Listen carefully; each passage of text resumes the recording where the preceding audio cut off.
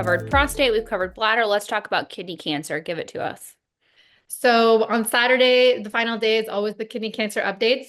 So there's a couple updates in terms of frontline metastatic RCC. There's going to be an update from the Cosmic 313, which is triplet upfront therapy with the Ipi-Nivo-Cabo regimen.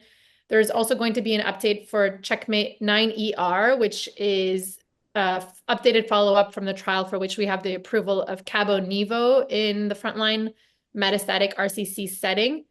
I'm very excited to hear about the Keymaker U03 multi-arm phase 1/2 trial, which is looking at pembrolizumab with different targeted therapies. So some of the arms included TKI alone, belzutifan alone, some included TKI with belzutifan and pembro, and then there were other novel agents as well.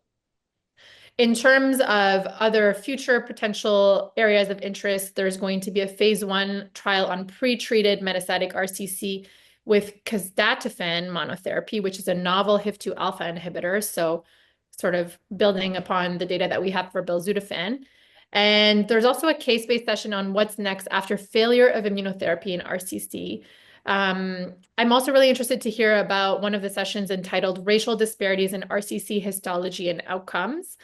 And then as far as biomarkers go in kidney cancer, we heard about KIM-1 at ASCO last year, and we'll hear more about it in a post hoc analysis of CheckMate 214 in metastatic RCC. Terrific.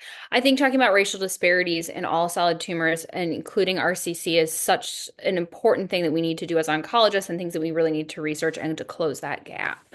And so what about the more rare RCC histologies, things that are MET driven or fumarate hydrase deficient RCC? Do we have anything coming out for these more rare subtypes?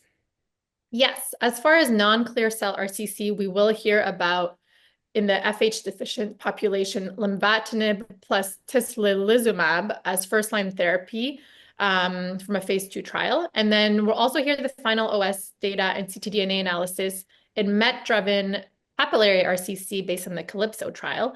And then as far as more rare GU, we will hear about a phase 2 trial of cemiplimab plus standard of care chemo, followed by maintenance cemiplimab in locally advanced or metastatic penile carcinoma, because we still have dismal outcomes for a lot of patients in this space, and we definitely need to do better. Yeah. So this is a ton of exciting data in the GU space to be discussed at GU ASCO next week. It's bound to be an insightful event, and as always, I look forward to hearing your thoughts and to dive into all the updates afterwards. So have a good time, take all of your notes. You have a lot of trials to go through, and I know there's way more abstracts out there.